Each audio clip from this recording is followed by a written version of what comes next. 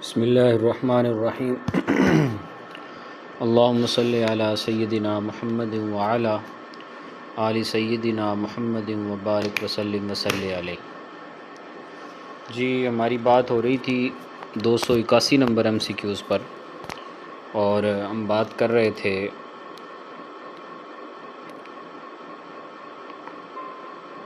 ابھی ہم نے جو بات کرنی ہے وہ مساوات کے اوپر ہم نے بات کرنی ہے، اور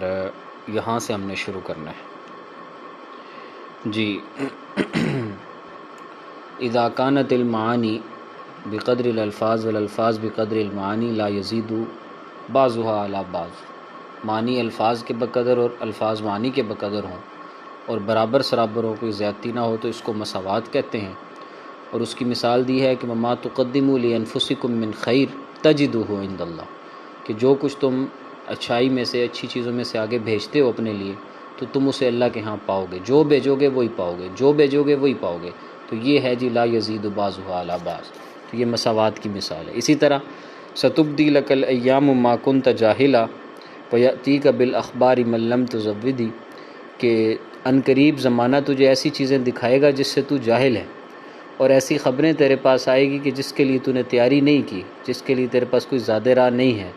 تو یہ دیکھیں کہ وہ چیزیں دکھائے گا جس سے تو جاہل ہے، اور ایسی خبریں آئیں گی کہ جس کے لیے تو پریپیئر نہیں ہے، تو یہ مساوات ہے۔ اس کے بعد ہے جی اگلی چیز ایجاز۔ ایجاز کہتے ہیں کہ معنی جمع المعانی المتکاثرہ تحت الفاظ القلیل مع الابانہ والافصاح، ٹھیک ہے، سہولت اور فصاحت کے ساتھ تھوڑے الفاظ کے ذریعے جب آپ زیادہ معنی کو اکٹھا کر لیتے ہیں تو اس کو ایجاز کہا جاتا ہے۔ پھر ایجاز دو طرح کا ہے، ایک ہے ایجاز قصر اور دوسرا ہے ایجاز حذف۔ ایجاز قصر کی تعریف 288 نمبر ایم سی کیوز میں وہ کر رہا ہے۔ وہ کہتا ہے جی کہ اذا کان القصر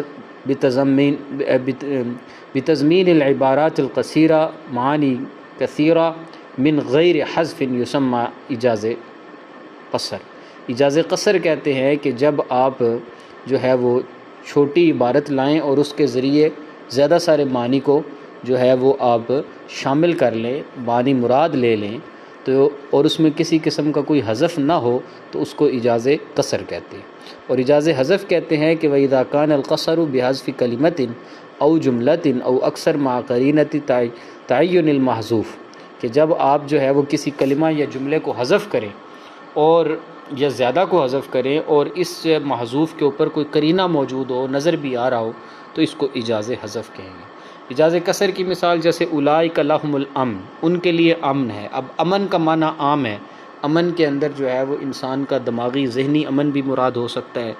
معیشت کے حوالے سے لوگوں کو ٹینشن ہوتی ہے وہ بھی امن مراد ہو سکتا ہے، کہ ان کے لیے امن ہے، یعنی ان کی معیشت بھی صحیح ہوگی، ان کو دشمن کا خوف بھی نہیں ہوگا، ان پر کوئی بیماری بھی نہیں آئے گی۔ تو یہ امن، سارا امن کا ایک لفظ ان سارے معنوں کو شامل ہے۔ جبکہ ایجاز حذف میں مثال دے رہے ہیں کہ تاللہ تفتح تذکر یوسف، کہ تم جو ہے وہ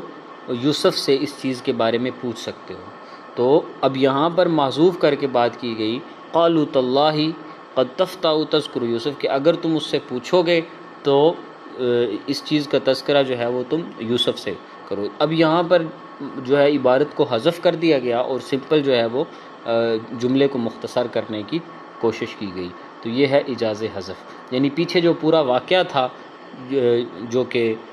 اس کے اعتبار سے جو بنیامین حضرت یوسف علیہ السلام کے بھائی کا رکنا اور اس کے غلے سے اس گلاس کا نکلنا وغیرہ، وہ سارا ختم کر کے تاللہ تفتح تذکر یوسف کر دی۔ آگے ہے جی اخرج منہا ماءہا ومرعاہا،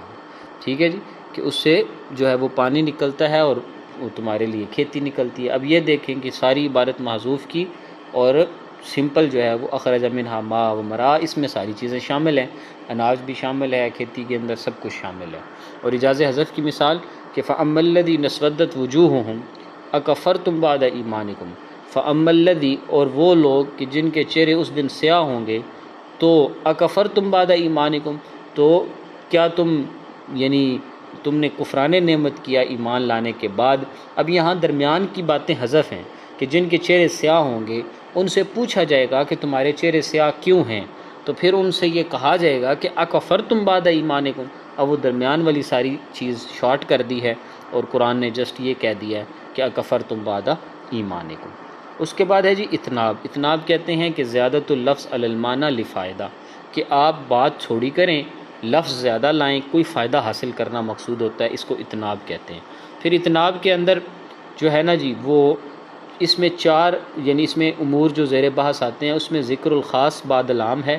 ذکر العام بعد الخاص ہے، الایذاء بعد الابہام ہے۔ یہ سارے کے سارے موضوع جو ہیں وہ اس کے اندر زیر بحث آتے ہیں۔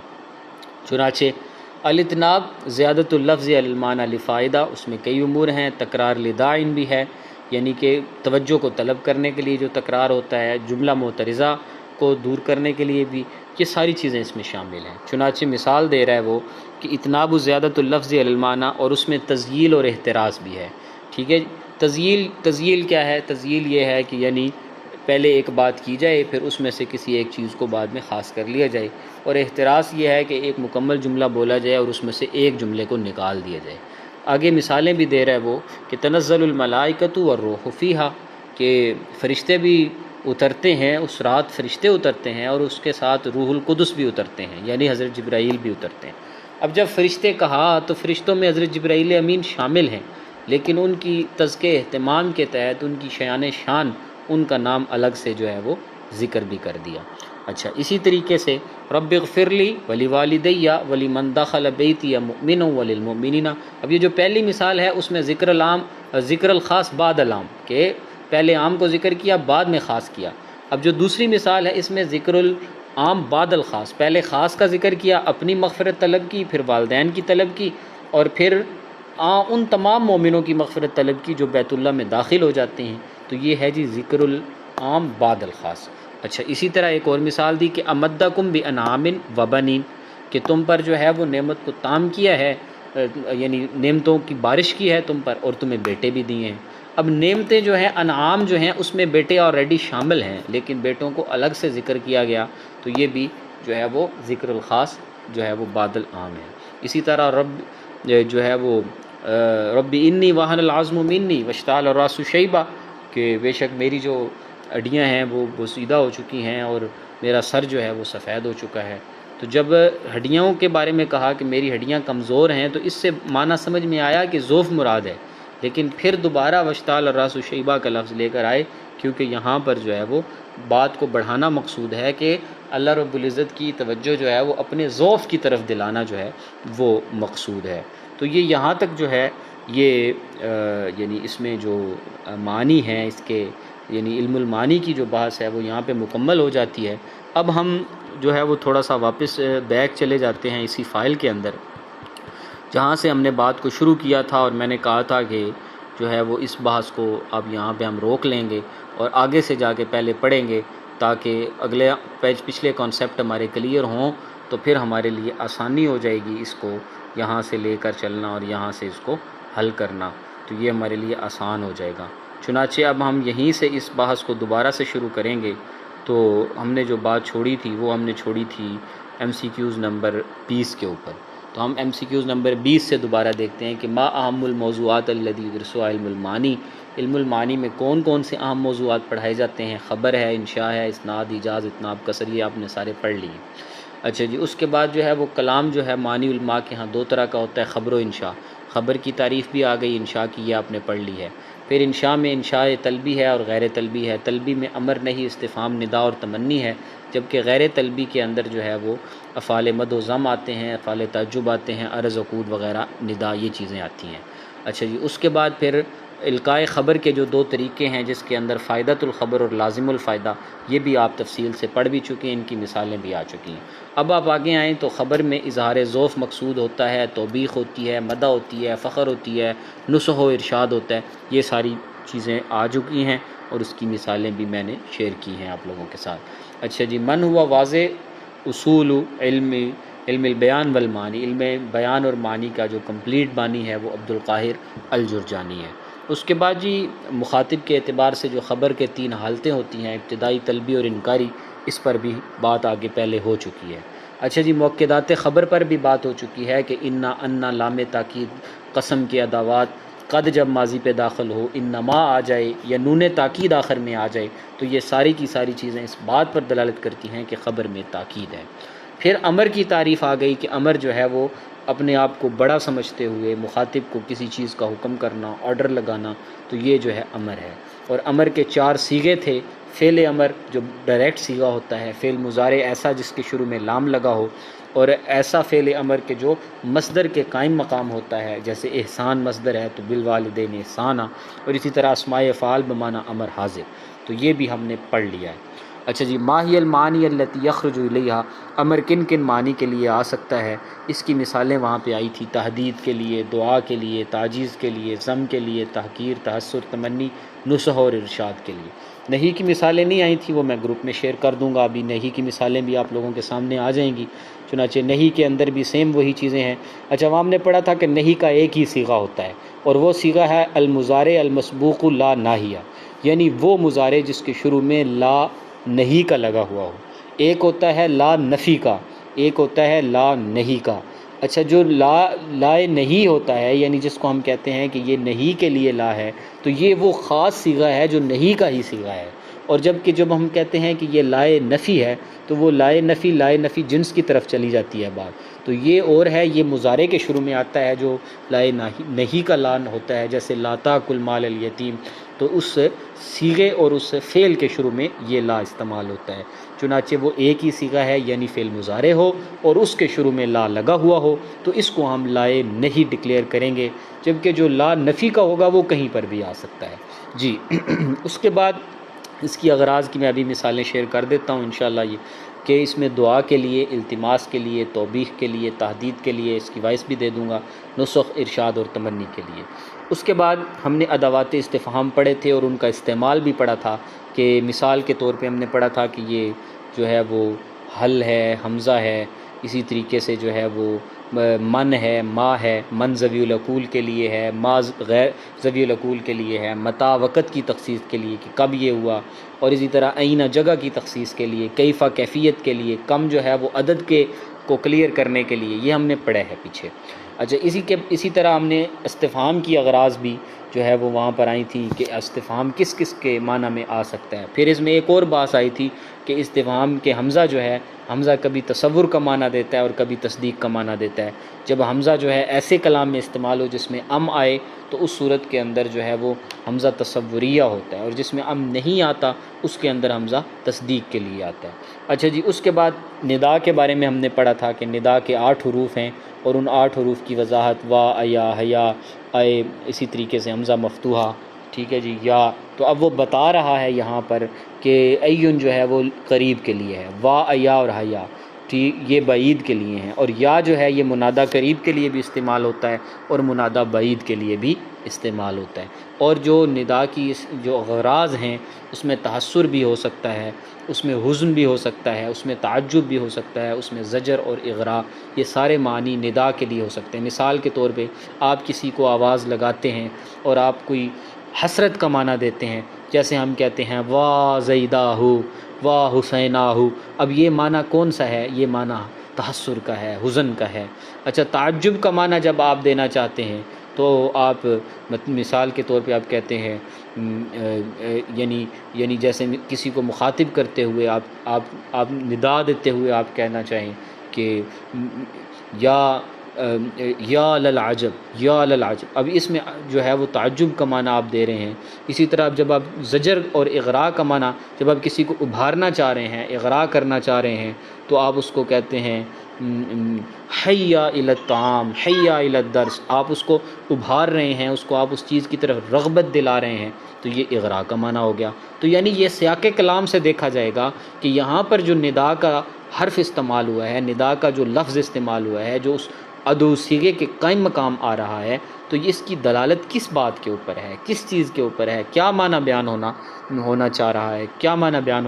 بیان ہونے کی یہ کیفیت جو ہے وہ بتلائی جا رہی ہے۔ اچھا جی، اس کے بعد یہ 4-5 MCQs دیے ہیں۔ ایک یہ کہ جو بلاغت کا جو طالب علم ہے اس کے لیے کیا کیا چیزیں ضروری ہیں، اس کے لیے 2 چیزیں ضروری ہیں۔ ایک، اس کی قراء عمیقہ ہو، یعنی ڈیپ سٹڈی ہو، متصل بروائل ادب و حفظ الجید، لٹریچر کو وہ پڑھتا ہو اور اس میں سے اچھی چیزیں محفوظ بھی کرتا ہو۔ اور پھر یہ کہ مرانی علی التعبیر من وقت لآخر، تو وہ اس کو جو ہے اس تعبیر پر قدرت بھی ہو کہ وہ دوسرے وقت میں اس کی مختلف تعبیرات کرنے کی بھی مشق کرتا ہو۔ بلاغت کے عناصر میں لفظ ہے، معنی ہے، الفاظ کی بناوٹ ہے، اور پھر دقت ہے وہ والی کہ جس میں ہم مختلف کلمات اور اسالیب کو اختیار کرنے پر قادر ہو جاتے ہیں۔ مقتضائے حال سے مراد اعتبار مناسب ہے۔ فصاحت اور بلاغت کے درمیان فرق کیا ہے؟ تو ابو حلال العسکری جن کی کتاب الصناعتین ہے، وہ یہ فرماتے ہیں کہ فصاحت جو ہے یہ اعلیٰ بیان ہے، ٹھیک ہے،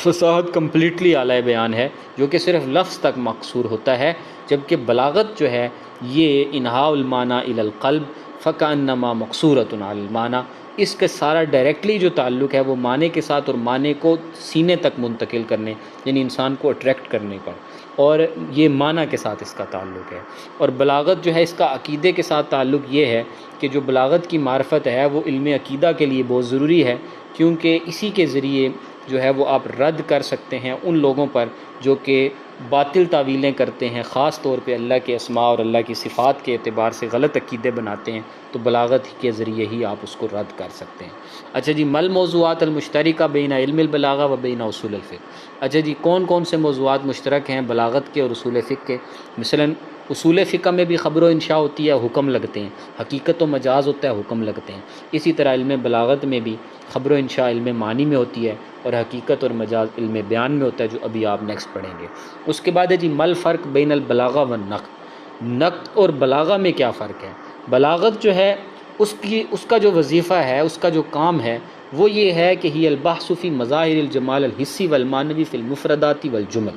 کہ وہ جملوں اور مفردات کا اس کی جو ہے وہ ظاہری اور معنوی خوبصورتیوں کو اجاگر کرتا ہے، جبکہ نقد ادبی جو ہے اس کا کام یہ ہے، وظیفہ تو اس کا کام یہ ہے کہ یہ الباس فی القیمۃ الجمالیہ للنص الادبی، وہ ادبی نصوص کو لیتے ہیں اور ان ادبی نصوص میں سے جو خوبصورت پوائنٹس ہوتے ہیں ان پوائنٹس کو ہائی لائٹ کرتے ہیں، کہ یہ نقد کے ذریعے بتاتے ہیں کہ یہ چیز زیادہ معیاری ہے اور یہ چیز کم معیاری ہے۔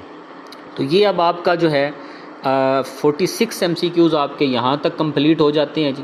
اور اس کے بعد جو ہے یہ 46 آپ کے یہ والے MCQs ہیں، اور اس کے ساتھ ساتھ جو ہے وہ آپ کا جو سلسلہ شروع ہوتا ہے دوبارہ سے، وہ شروع ہوتا ہے یہاں سے علم معنی سے 175 نمبر MCQs سے یہ شروع ہوتا ہے، اور 175 نمبر MCQs سے لے کر یہ جو آپ کا سلسلہ ہے یہ چلتا ہے جناب 301 MCQs تک۔ تو یہ تقریباً جو ہے 27 MCQs یہ ہیں اور 46 MCQs یہ ہیں، تو یہ آپ کے پاس جو ہے تقریباً 75 کے قریب MCQs ہیں۔ اور اب اس کا علم معنی کا صرف پہلے آپ کا ٹیسٹ ہوگا، علم معنی کا آپ لوگ پہلے آپ ٹیسٹ دیں گے، اور آن لائن ٹیسٹ اسی طرح جس طرح ہم ٹیسٹ لے رہے ہیں تو آپ کا علم معنی کا ٹیسٹ لیا جائے گا۔ اب آپ کا ذمہ یہ ہے کہ آپ بے شک گروپ کی صورت میں اس کی جو ہے وہ اسی گروپ کے اندر لنک بھیج دیں میوش کے ساتھ ترتیب بنا کے، جس طرح آپ اس کو دہرائیں، اس کی مثالوں کو اچھے طریقے سے دماغ میں بٹھائیں، پھر میں اس کا آپ لوگوں سے ٹیسٹ لوں گا تاکہ علم معنی یہیں آپ کو یاد ہو جائے، اور اس میں جو مثالیں رہتی ہیں وہ میں بھیج کے اس کی وائس کر دوں گا، سمجھا دوں گا، اور تاکہ یہ مثالیں بھی آپ کو ازبر ہو جائیں، اور اس کے بعد پھر ہم انشاءاللہ علم بیان کی طرف جائیں گے، اور پھر ہم آخر میں علم بدیع کو پڑھیں گے۔ جزاکم اللہ وحسن الجزا۔